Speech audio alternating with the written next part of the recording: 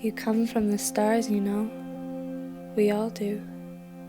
You, me, all the ones who lived before us, and all the ones yet to come. The stars were our first home, in the time when we were only souls, waiting to be formed by clay and born into a body. The second was water, when we were held in the wombs of our mothers, carried by the ocean wave echoes of her voice, two hearts beating as one. And the third is earth, where our lungs met air for the first time and we sung ourselves into being. This is the home where our bodies and our minds, our hearts and our spirits get to feel what it is to be alive. We are only really here for a little while, a certain number of breaths. We are but a glimpse in the lifetime of the universe, but each and every one of us comes to earth bearing a gift and a purpose. We are part of the great turning of all things, the miracle of life. We are a link in the chain of a lineage of relations woven into marrow and bone, and it is our responsibility to ask ourselves, why are we here? There was a long time when the earth lived and didn't know human beings yet. There were times where all the land was made of ice. There were times of great fire, of roaring water, and giant beings that roamed the land. Millions of years passed, and the earth transformed herself over and over again until the upheaval and the chaos of her changing came into balance just enough to hold us. When the first humans started to walk upon the earth, they did so gently. They knew every footstep was a weight upon the skin of her body. Every misstep could harm her. But every song, every dance, every time they thanked the water and planted the seeds and tended the hearts of each other, every time the children laughed, she smiled. The earth has never needed us to survive, but somehow the universe called us into being anyway. She gives us everything we need to live and only asks for one thing, for us to take care of her in return. Can you do this? Can we do this? For thousands and thousands of years, indigenous nations across every continent have heeded this call and are still. They have always been leading the way. Generation to generation, lifeways were built through listening to the wisdom of a place, stories rising out of the land, taking form in the bone marrow and the dreams and the voices of the people. And this knowledge was carried forward, lifetime to lifetime, weaving through time and space. There is no greater love than this. Everything we need to know as human beings rises from the land. This is the place where stories are born, and the metamorphosis of knowledge takes root and flight at once. We are nothing without our stories. They are what teach us how to be human. And so long as one story does not try to overpower and silence the truth of another, all the stories of all the people can coexist. There came a time when many humans began to lose their way.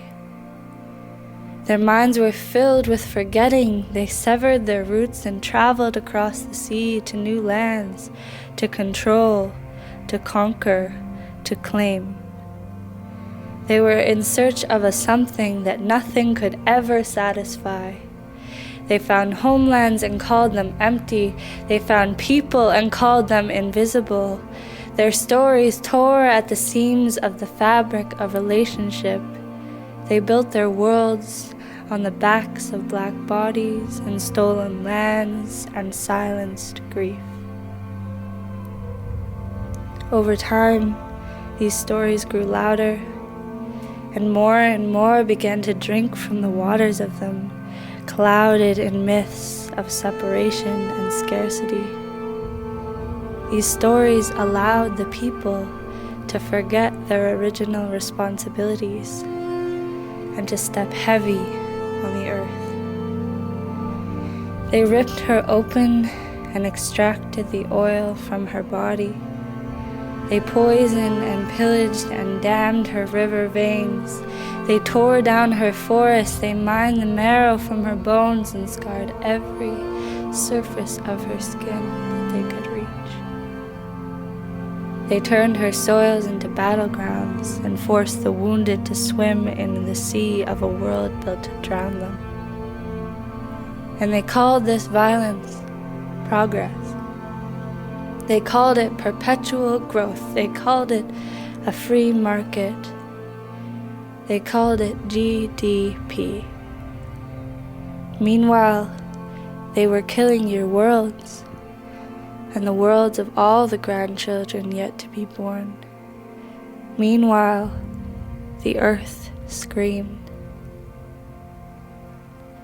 When I was a young woman, I awoke to bear witness to this wounding. Everywhere I walked, I felt the memory of the soil beneath my feet. I felt her weeping. But there were people around me rising up. They were the ones who could still hear her and had remembered how to listen. They were the ones whose love was greater than their fear. They were the ones who still carried the old stories, the truths that rumbled like spring rivers through their bones and in their hearts. They were the land and water defenders. They were the Indigenous women and youth and two-spirit people. They were the ones still strong enough to dream, and they were dreaming new worlds for you. As human beings, we had come to a crossroads.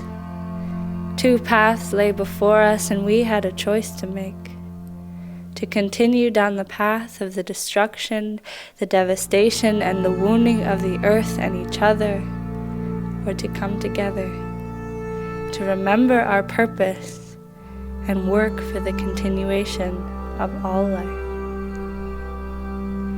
And as this tension was building and bubbling and rising, as railways were being blocked and bodies were holding the line, as water songs were being met with police batons, two stories looked each other in the eye. We were all standing at the edge of our truths. This was the chance to fly or to fall. And it was in this moment that the sickness came, and we were pushed into a stillness we had never known before. A virus was sweeping over the world. Carried in bodies, it spread through countries, cities, communities, homes. As the doors closed of all the buildings of the systems we built around us, we thought of our elders. We thought of the most vulnerable. And it is here that our strength as a people lies. We stayed home for them. And as we did this, the virus began to peel back the layers of the myths we had been telling ourselves. It was tearing away the story we had been living under. Whose story was this? Who was it serving? Who does it serve to make dumps of the oceans? Who does it serve to bulldoze the last of the old growth? Who does it serve to leave the homeless unhomed?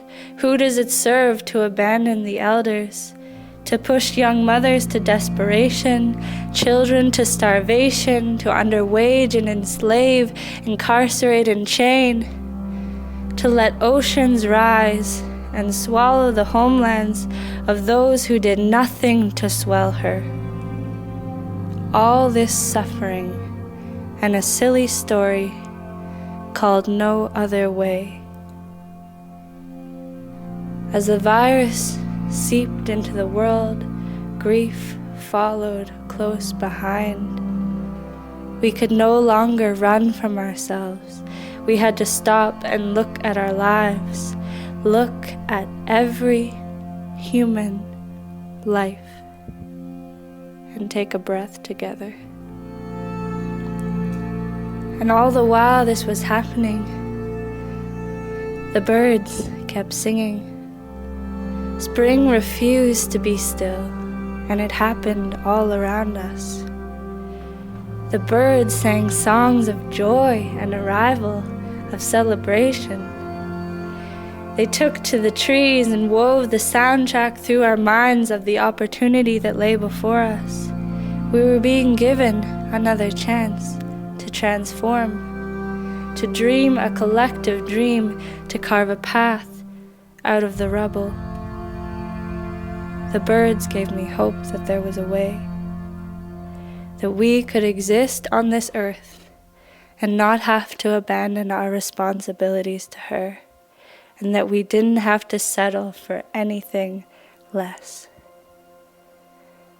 And I'm smiling now, because as I remember this, I realize you've never known another way. I smile because you are living in the after of what I could not ever have imagined then. I smile because you are the proof and the knowing and the truth that dreams matter, and that sometimes that's all we are. And there will be times in this life that will come without warning, that will push you to the edge where you will look around and not see a world that can hold you, and it will feel like the bedrock is crumbling beneath your feet, and it will be your dreams that are the only thing you can hold on to. They are our lifeline. And as the earth begins to heal beneath us, we heal too. You are made of rivers as much as you are the blood that flows through your veins. You are made of soil as much as the cells of your skin and your bones. You are as much the sky as the air that fills your lungs and the song that leaves your body when you mix breath and spirit and love and let it rise. You are as much the waves as you are the heart that pulses in your chest, rolling in, rolling out. You are as much stardust as all the matter that forms your body and the soul that will one day return to them. And you are as much the seeds as you are a child of the earth. You share the same mother. So this world you see now that wraps its arms around you wasn't always here. It was dreamed into existence by the ones who dared to do so in a time when fear tried to swallow us whole. We kept dreaming for you because we knew there was nothing else that mattered more. So remember this story. Call upon it when you need it, to feel the strength you rise from, to know you have the power to breathe new worlds into being, so long as you never stop dreaming, so long as you never stop looking up at those stars and remembering yourself.